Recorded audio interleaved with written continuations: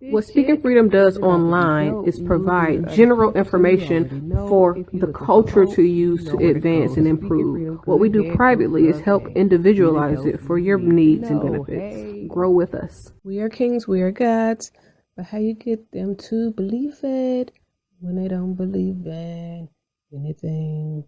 We're gonna save some lives in this lifetime. We haven't church in a while. Like God's doctor in the streets, the Holy Ghost used me to set them free. If love is the new religion, the hate is sinning, we stay winning. Just handling God's business, we ain't tripping. No bread to be dipping. Cause we're speaking freedom, giving you the answers to be free. Okay, so this one is for all believers, especially the deep and super religious people, not just the spiritual leaders. So I was in the shower thinking, of course, I know that what I'm saying is going to challenge everything that you know about religion and your perspective of Christianity, which shapes your thoughts and what you tell other people. And I know that you have to stray away from renouncing what you thought you believed or understood or knew or understand. But when you learn more, you should be able to apply the new knowledge to what you already knew and allow it to grow you further into what you should be instead of what you used to be. So, and I know that all of this is going to, it kind of messes with your mindset of how you take things or whatever, but it's because it enlightens you to the truth of what you've been told to believe in a way that you have not been allowed to believe it.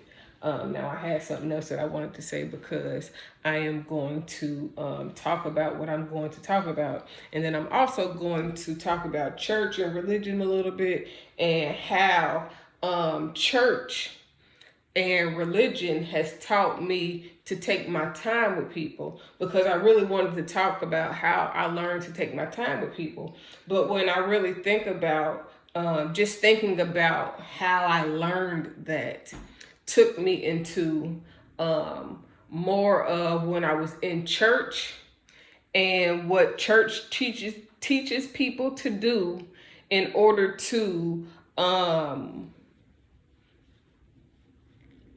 be religious, really, in order to move on and move forward in life.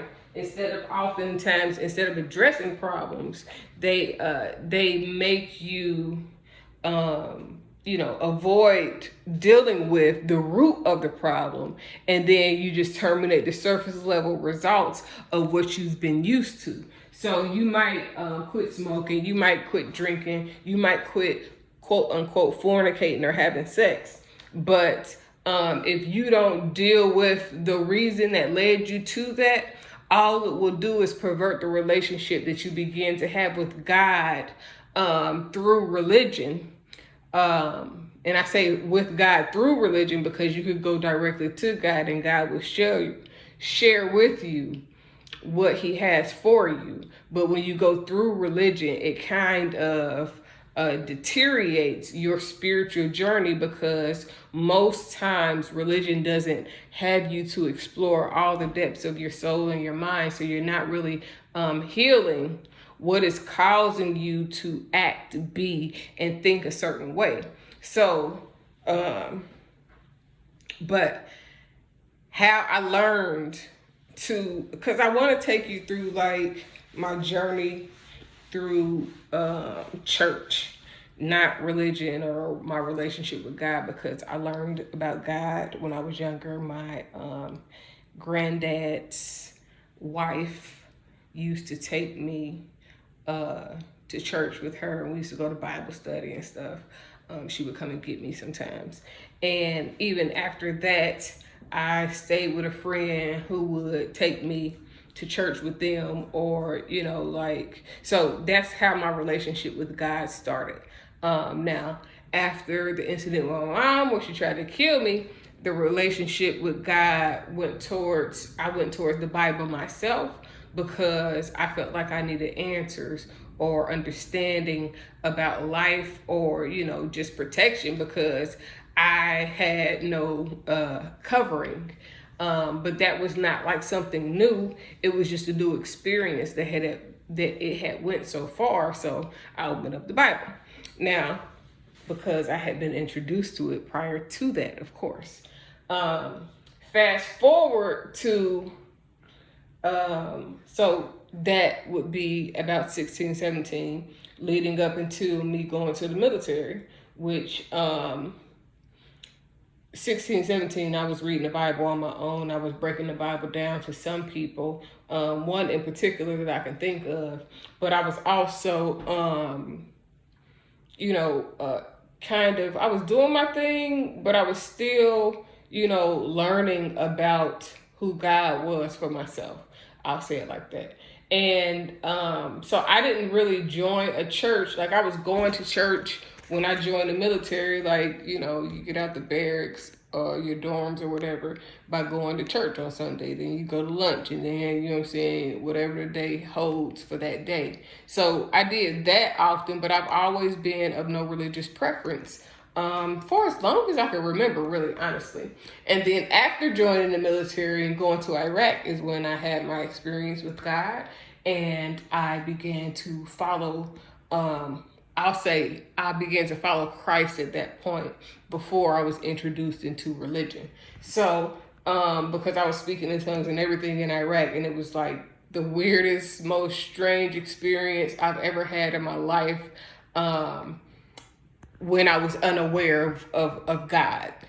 So fast forward after that, I came back and I was going to church. And every time I would go to church, I would get uncontrollable with the way God's spirit would move within me. Like, I would be screaming, shouting, like, just a lot. Like, stuff that my reserved self honestly wouldn't do on my own.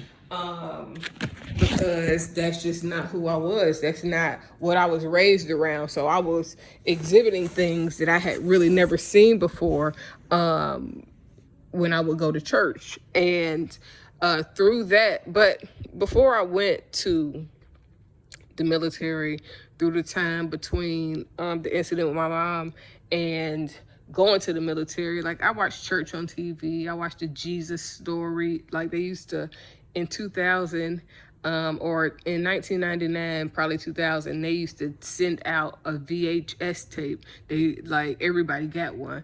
And I watched it. I probably watched that thing like probably 30 times. I maybe that many times. I know I watched it at least 2 or 3 times, just on, it wasn't nothing else to do, wasn't nothing else going on, so I popped it in and I watched, and some of those things helped me make the decision to join the military. To be completely honest, it was kind of I don't want to say weird. It was very enlightening. It was those things changed my mind drastically as far as the path that I began to take. But most of that was done on my own. So when I got into the military and, was doing going to church and all of that, and then after that, and when I got out and I couldn't, when I got back from Iraq and I couldn't control how I experienced God's presence in churches, then it kind of scared me away from going, because it was like, shit, I want to be able to control my own self. You start going shouting because the spirit is overtaking you and you ain't got no control over it. That's a whole nother type of thing. You know what I'm saying? Like, you be looking around like, whoa, I didn't ask for this. Where did this come from? What's going on? What is going on? That's how it feels. So fast forward to, getting out the Army, I moved to Atlanta and end up meeting a person that introduced me to another person who was a pastor of a church. Now, I won't use names, but if you already know, then you already know. So this guy introduced me to a pastor that was not operating in his pastor capacity at the time. And when I seen him, it was like, oh yeah, I forgot. Let's check out and see what his church is like. Like I think I had went and purchased me a Bible when I first got back, because that was the thing about the Holy Bible is that it's the only spiritual reference of God that we've been given.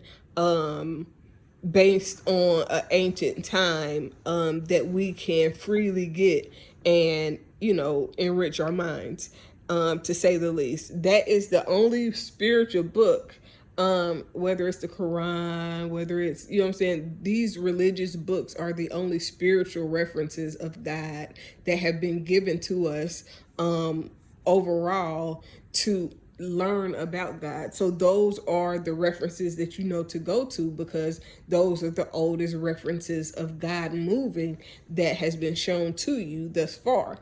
So with that being said, I had already bought me a Bible or whatever, and I was already like, I had went and got some little spiritual things that I felt resonated with me even before I was trying to go to this person's church. So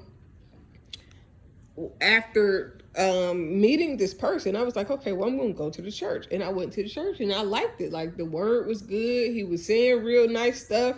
Like, not nice like to tickle your ears, but he was on point with a lot of things. And what he was saying resonated with my spirit, with my heart. So I was like, shh, let's do it. So I ended up joining the church. But when I joined the church, I went and I met this other lady, and I was telling her, like, look, when I was in Iraq, I was speaking in tongues and I didn't understand it, and it scared me. And then when I came back, every time that I have tried to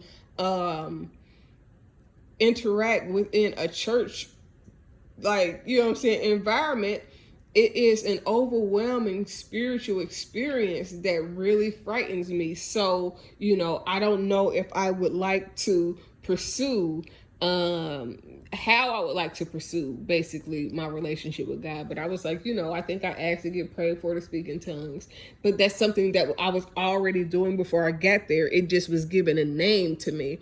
So that person has always been cool, a great leader, a very well-spoken, articulate person. She is always in my good graces. She's never done anything to this day. And, I still have somewhat of a communication with a lot of people. But in the experience that I'm talking about, I have to be very particular about every person that I deal with and everybody, because everybody that I have dealt with in church was not bad experiences necessarily. And I'm saying it like this because I learned, I'm gonna show y'all where I'm at. I learned to take my time with people from being in church. And I say that because I ushered at the church that I went to. So I met a lot of people. I was introduced to a lot of people. I greeted a lot of people, so that was something that was a part of my daily routine for at least, I want to say, 4.5 of the 6 years of me being around or in this church environment. So, but meeting all of these people of all these different backgrounds, and everybody come from different places. Like, when you meet people, everybody isn't, even if a person is from where you're from, that doesn't mean that they was raised how you were raised. So the values, morals, and thoughts that you have does not mean that they're going to have those thoughts. Even people that's in your church don't necessarily be raised on the same things that you be raised on. So you might be taught 5 different things. They might be taught those 5 different things in a whole different way. If they're taught those things at all, they may be taught 5 other things, or 2 or 3 other things that you learn, and then 3 other folk, 3 or 4 other things that you didn't learn. So when you consider that, that makes you understand needing to take your time getting to know people, because when you go too fast, like, so anybody try to, at this day, when I was younger, it used to be easy to make friends. You just meet somebody, exchange numbers, y'all hang out, everything cool, y'all keep hanging out. You know what I'm saying? But as I get older, I don't go about it that way, and I'm kind of stuttering and watching my words, because I'm gathering my thoughts while I'm saying it. So now it's a little bit different for me, because I realize that everybody isn't raised the same. I realize that over the years I learned through relationships that I had with friends or people that I consider friends that wasn't necessarily being friends to me. Because sometimes you can be around somebody and they could be cool, but that person, if that person doesn't value friendship the same way you value friendship, then her or him saying that they are your friend may just be, you know what I'm saying, a throw around term, because they can say everybody is their friend. If you call everybody your friend, but all of your friends are people that you in business with, or you only get friends based on your business interactions, then those aren't really friends. Those are business interactions that you are being friendly within, because if the business ends, then the friendship ends. So but so I met a lot of people, but okay, so where I'm from, I know other people that live in Atlanta that's from where I'm from. All of us don't all move the same. All of us don't have the same principles. All of us don't have the same background. All of us don't have the same parental type of relationships. All of us don't have the same character. None of us have the same personality. But everybody, if everybody could come together, if everybody, you know what I'm saying, decided to link up, it would be nothing but love, like all through and through. I can say that. I know that for sure. But we're all different. And when you learn that people are different, you have to learn to deal with people based on the capacity of who they are versus who you would like for a person to be. So, and I learned this through church. Like, church was not bad to me. A lot of people have had very different experiences with church. The reason why I stopped going to church is more so based on principles of church being more of a business than a spiritual lighthouse. When a church is more about business than being the lighthouse, then they have to run things a particular way. They have to do things a particular way, because at the end of the day, it's still business. And even if they the nonprofit entity, they're still doing it for some type of profit within it. With their salaries, they profit. You know what I'm saying? Like, yes, you're getting paid to have a position, but that salary is still a profit technically. You know what I'm saying? So and I have no problem with people having a 501c3. I don't have one, because I am a business that does not work for profit, but I would like to profit when profit can be had. I'm not opposed to profiting, but I don't want that to be something that the government can hang over my head. So I'm just moving a little differently than a lot of people in a lot of ways. But anyways, so I didn't have really a bad experience. I had one little incident, like as far as a representative of the church. But within that experience of me being there, I met a lot of people. I met guys that was womanizers. I met women that were man eaters.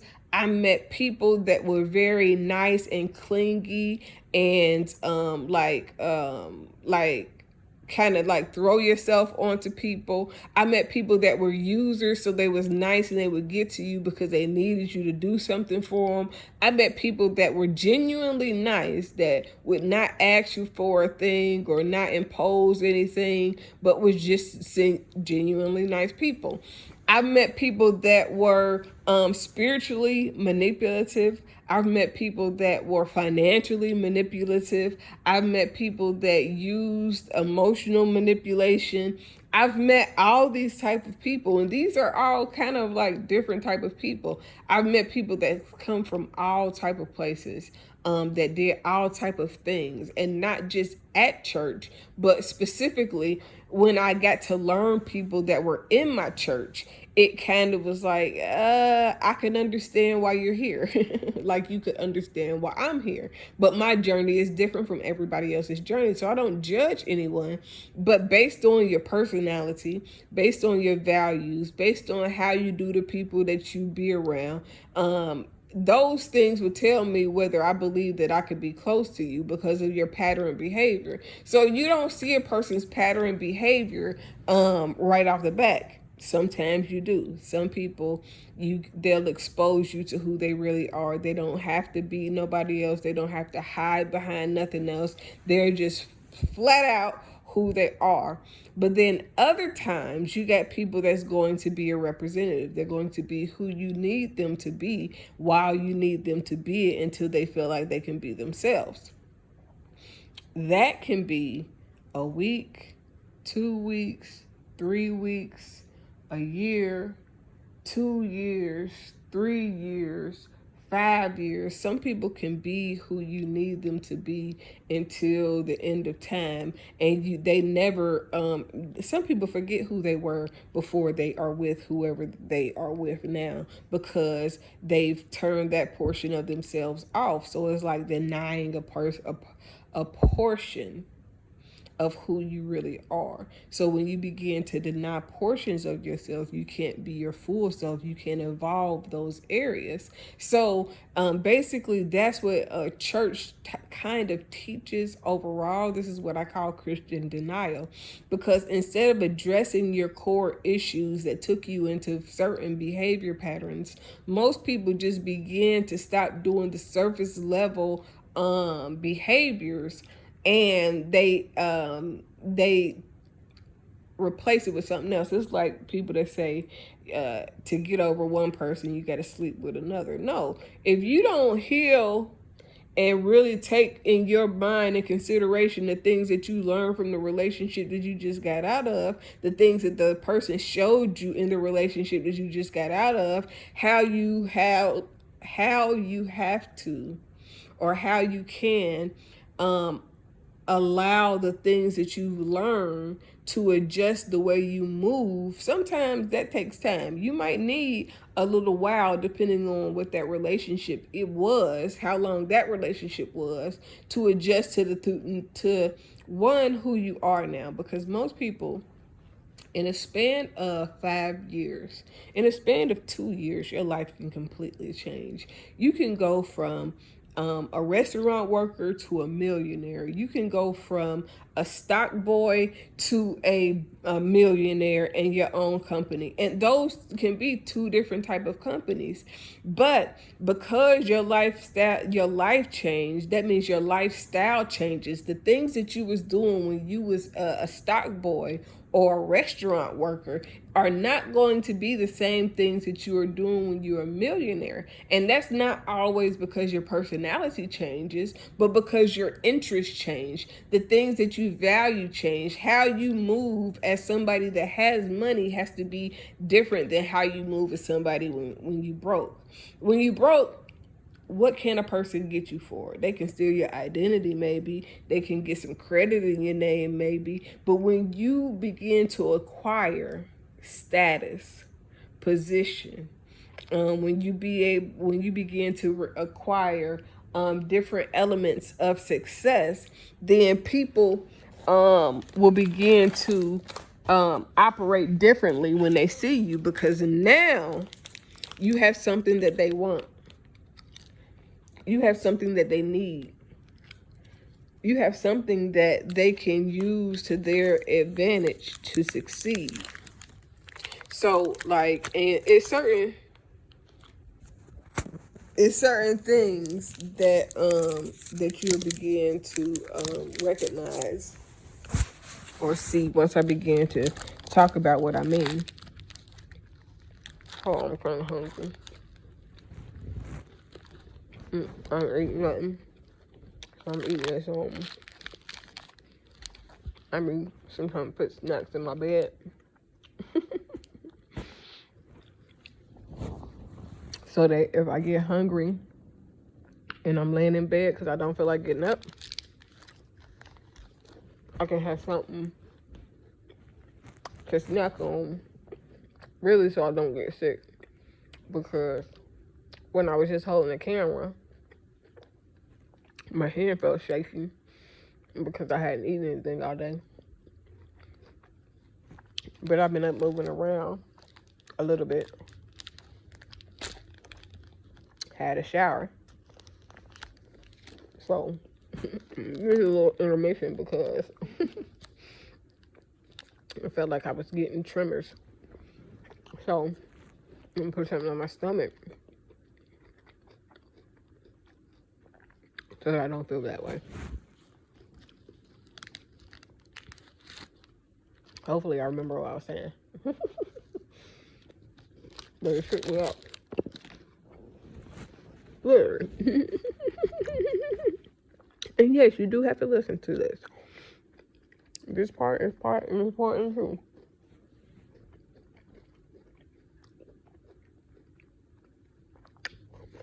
Man, I was supposed to do something else before I started recording this video and I didn't. But I'm about to do it now. Well, when I finish, I'm almost done with this.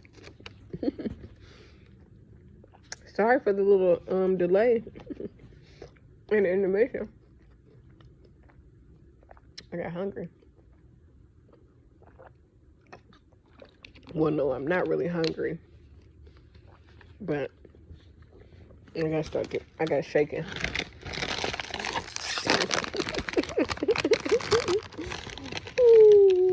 I'm laughing because I got another snack. Oh.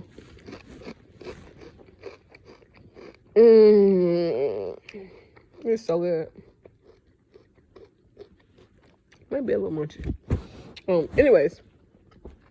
So, within meeting all of the people that I met, like, everybody comes off nice when you first meet them. The more they have to gain from you, probably the nicer they're going to be. Especially if they need you or can use you to their advantage. So, if a friendship with you will be beneficial, then some people will be your friend because they see the benefits of being your friend. It's like when people get money and then they become attractive to people that didn't find them attractive when they was broke or when they felt like they was broke.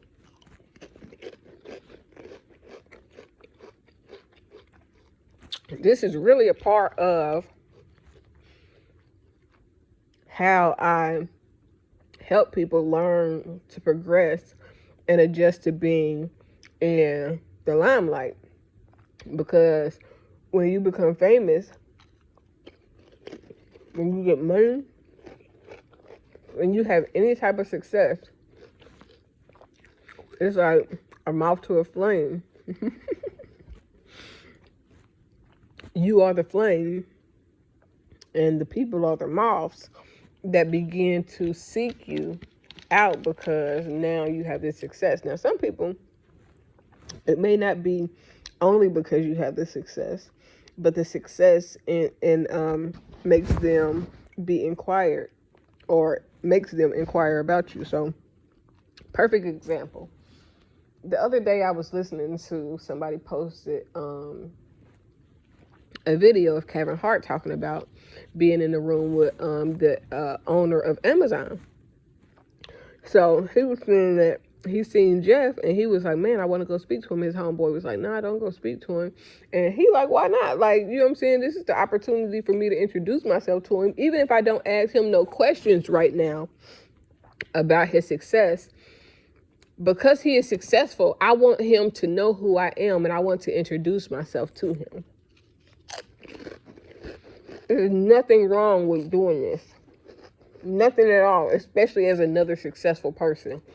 Because if I'm successful and I introduce myself to you,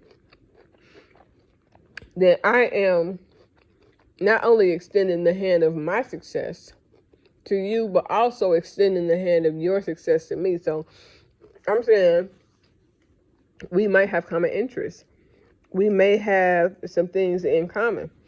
But when a person is in need, in lack, or deficient in any type of way, and they meet somebody with success, their mindset is totally different. When I meet certain people, most of the times, I don't even be caring to meet people because I don't want to meet the person that you need to be in front of people in order to be accepted. I want to meet the person that you are when all the shit, all hell break loose. You know what I'm saying? And when you begin to take your time with people, it's like you don't. Somebody said, well, I know I say it all the time. Before you marry somebody, you need to see them upset.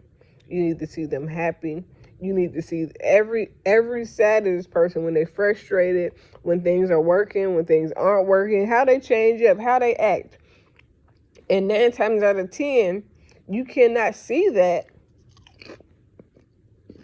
when you first meet a person. Y'all might not experience nothing to know if that person is going to be solid when all shit breaks. You know what I'm saying? All hell breaks loose and shit break down or whatever. If something happens, but so you won't see that. So this is the reason why sometimes I get frustrated when I see people just meet a person and then you acting like that's your best friend and you confide within them everything that you got going on and you bringing them in so closely. And you don't even really be knowing. Just because you think that person is a good person does not mean that they don't have ulterior motives. It doesn't mean that they're a bad person. But there are a lot of people that will get information from you in order to use it to their advantage against you so that they can put themselves in a better position. So anybody that tries to be my friend too fast or sees me and likes me in a sexual way and then wants to get to know me, their desire is led by sex. Their desire to be my friend too fastly, it's led by something. Nobody meets somebody and want to just all of a sudden they pursue a friendship with you and they're not looking for nothing. If I pursue a friendship with you, I'm looking for you to be on my team. I'm looking for you to contribute to a bigger picture, purpose. Not based on what I want you to do, based on something that I've seen in you over a period of time that resonates the divine guidance that God has placed within my mind. And I see your position because or based on roles that you already play, and I see how you move and I see how you do your things day to day. This is why I enjoy social media and being able to see how people move, because and you don't see all of what people do on social media. You only see some of it. But if you are a good judge of character, if you are observant, not a good judge of character, if you are simply observant, you will notice the things that stand out. You will notice different patterns that come up. You will notice how people respond and the things that people talk about.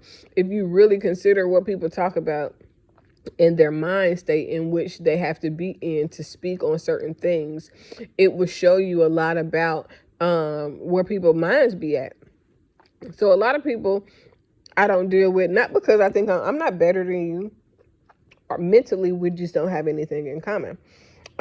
If you can't educate me on a book, if you can't suggest something to me that is really honestly non-religious, then we might not have nothing in common, because the type of things that I talk about, the type of books that I read, everybody ain't into that. So if you can't help me learn nothing new, if you can't do nothing for me mentally, then I probably don't want to be around you like that. You know what I'm saying? Like, or if you seem like a user, like if every time, like this is the reason why you need time to study people's patterns and the results of the efforts that they make. Because if you see a person that every time they get a new friend, or every time, like if I become your friend because I want to do business with you, and then I pick up that business and leave you, and now we ain't friends because I've already gotten access to the things that I need to access to learn the things that I need to learn, so I don't need you no more, and I keep dismissing people like that, and I keep, I could do this with this person, but as soon as I don't need them no more, then, you know what I'm saying, it's all, like, for me, everybody that I'm cool with, whether it's virtually or physically, like, do you. I'm not trying to control what you're doing, but how you do you will determine on if we would ever do each other together. You know what I'm saying? Like, let me see, rephrase that. It will base, how you do you based on, be based on the basis of if me and you would ever be together, you know what I'm saying, doing whatever it is that we do. Individually, together, you know what I'm saying, whether it's business, whether it's a relationship, whether it's a partnership, whether it's just general conversation. If you move a certain way already, and I could see that pattern behavior, why would I put myself to that? Why would I subject myself to certain things? Sometimes if you just listen to a person and what they talk about, it says a lot. I learned to take my time with people because I realized that sometimes people won't show you who they really are. And then, but I also learned how to make people comfortable to be themselves, because I really don't care who you are. I care about how good of a person you are. I care about your intentions of being around me. And, you know, because the frequency and energy that a user has, it'll drain you. And then you will need to use others to get your frequency together, because your frequency's been drained by somebody that has no good intentions for you. Doesn't necessarily mean they're going to do you bad, but they're not looking to do you good. If I bring you around me, it's something that I want for you more so than it's something that I want for me. I talk a lot of shit about a lot of extracurricular shit, but I ain't really trying to fuck none of these bitches for real. But I do want to be around beautiful women, and I want to show them how to embrace who they are without any limitations. I want to show them, I want to be a woman that is comfortable having other women around that's beautiful, without feeling any type of way. And however makes them feel comfortable. So if I get 20 homegirls, let's say 5 years from now, I got 20 solid ones. Oh my God. I'm talking about, when I think about having a solid one, I'm talking about they loyal. They ain't gonna do nothing crazy. They ain't gonna talk crazy. They ain't gonna act crazy. They gonna honor God first. They gonna be people that pray. They gonna be people that, they might smoke, they might have a drink, but they love God more than they love anybody and anything. And the only person that is and nobody is above God in their lives. This is what I think when I think about having 20 solid, super solid bitches around me, queens that be in my presence around me, helping with Speaking Freedom Enterprise and everything that I set forth to do, based on what God's plans are for my life. I see, you know what I'm saying? What I imagine is 20 business. If it's 20 of us, 21 including me, then these are people that are loyal. They ain't no backbiters. They don't do people wrong. They don't talk negative all the time. They're always uplifting. They're always helping to solve problems. They're always business minded as far as being professional. They're always trying to achieve and help other people achieve. I want the top 20 givers that I've ever couldn't need around me.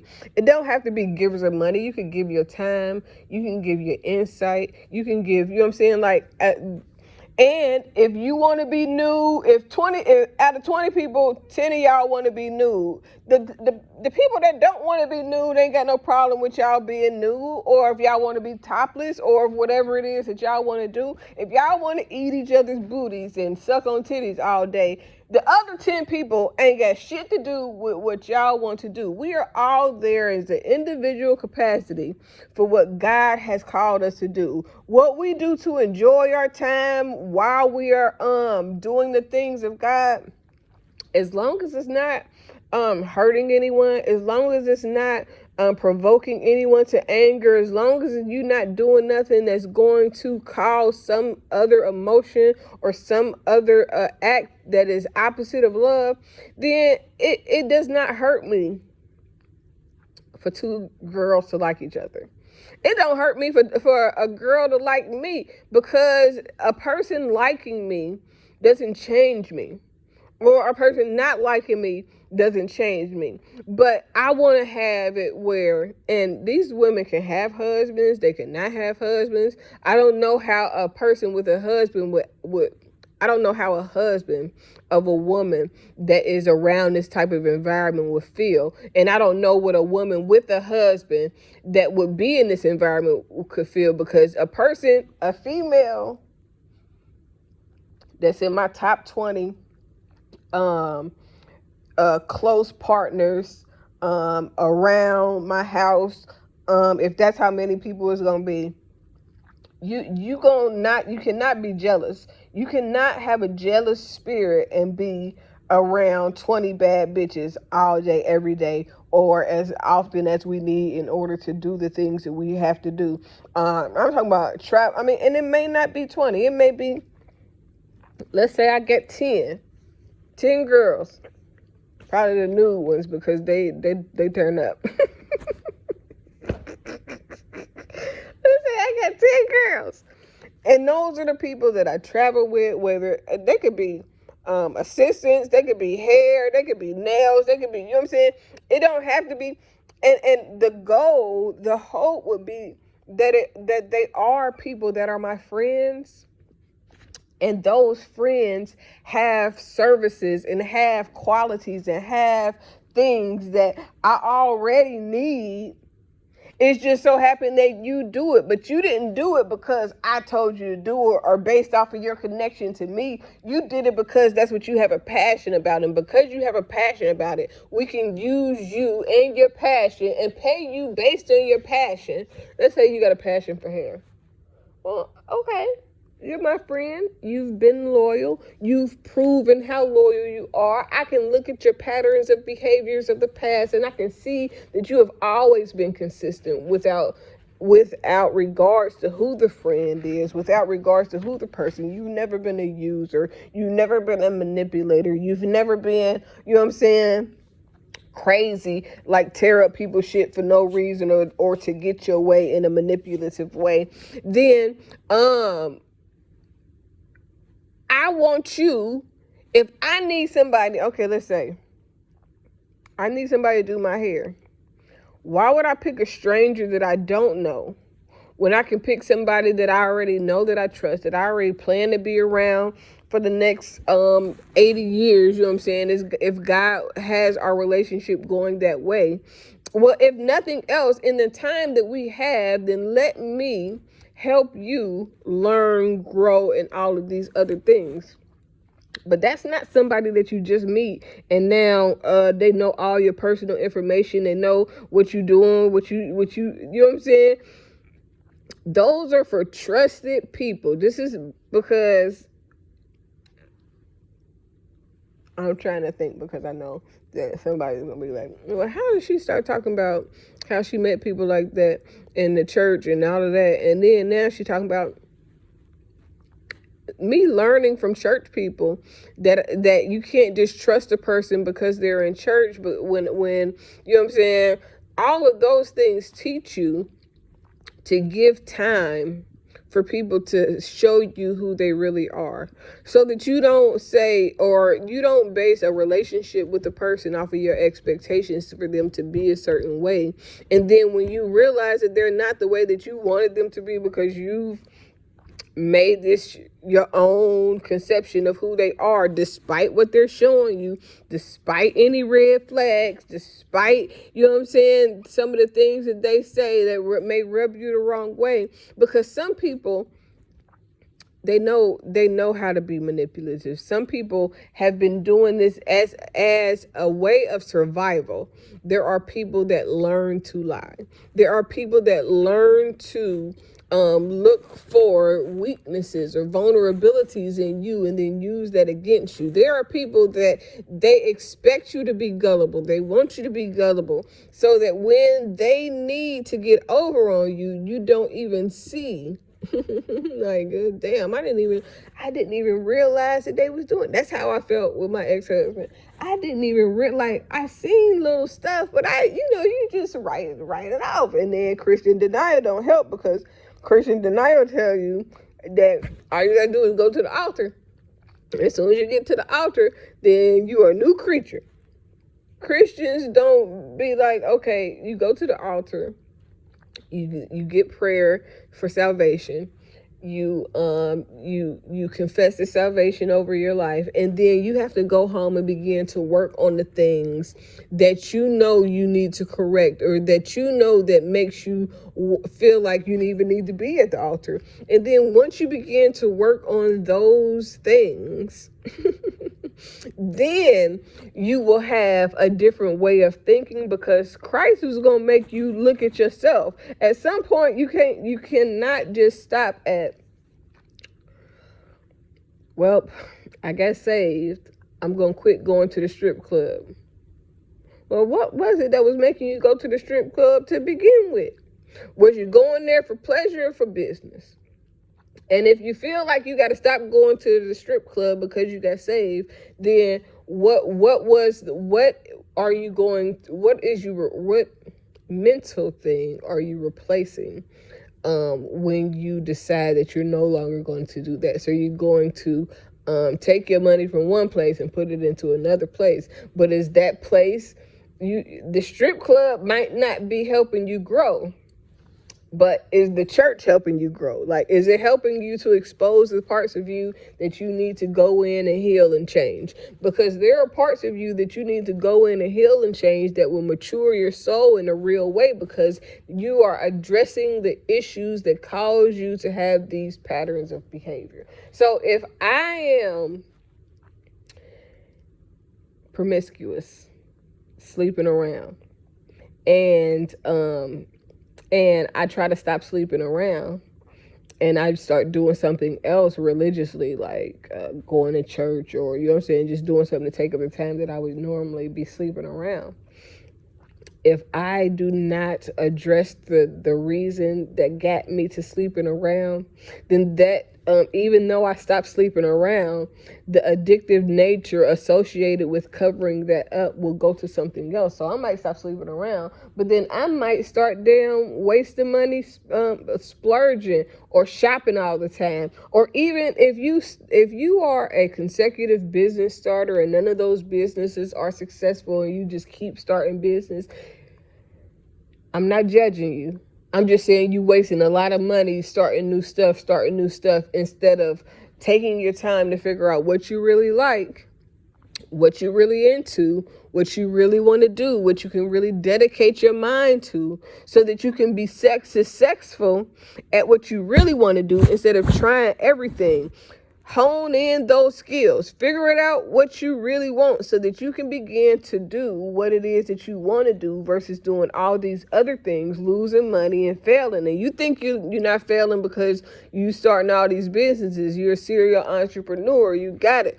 But every time something really doesn't work the way that you hoped it to work, you are diminishing your own mental capacity to have hope that the next thing will work, and the next thing, or the next thing. And then you would just be doing it just because you just then got in the habit of starting new shit without finishing anything or without it really being successful.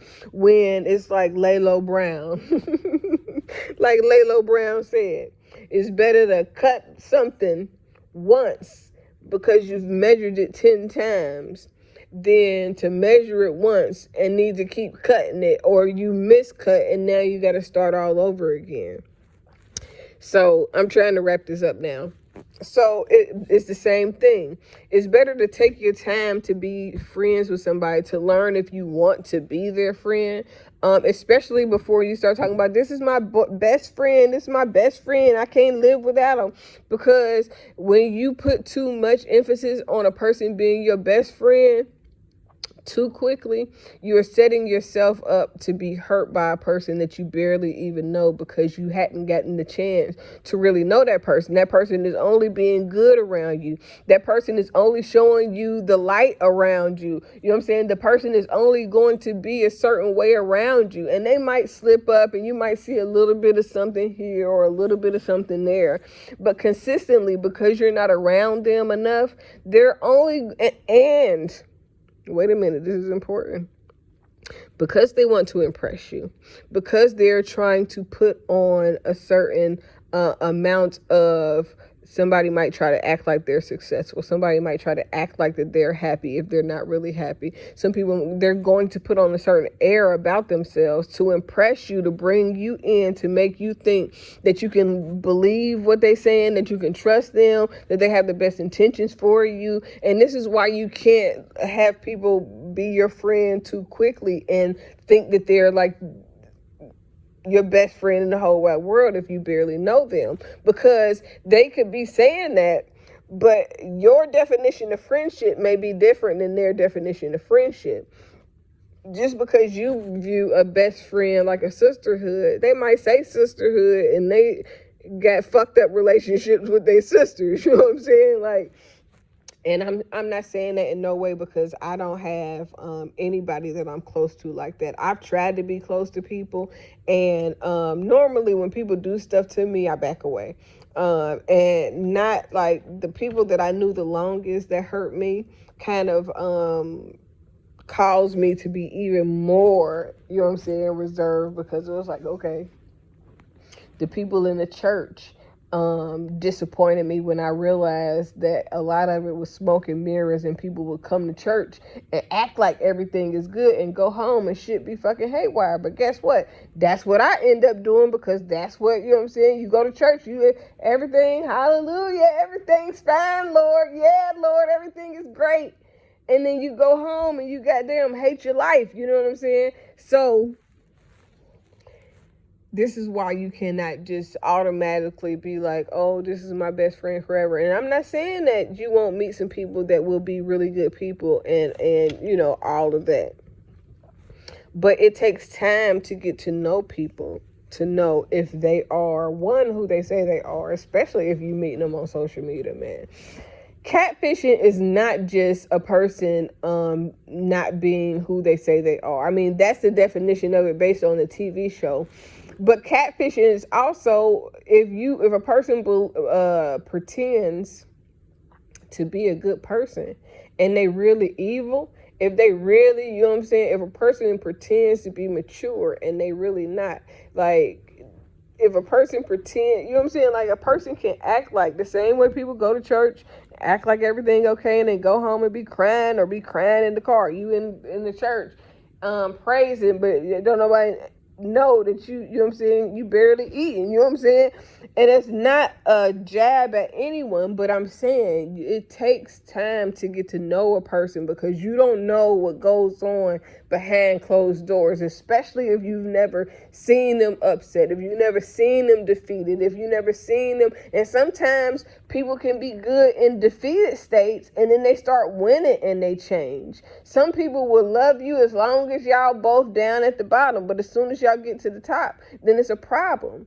And sometimes those problems was already underlying issues, but y'all had so many things in common that the problems were overshadowed by the things that you had in common in the lower part. But when you don't have those, if y'all both not broke no more, then, and y'all both was broke, or you know what I'm saying, when you begin to have success, your variety of options become open. You know what I'm saying? You expose them more, you can do more, you see more. You don't become a different person, but you do begin to move differently. It's like life is like chess.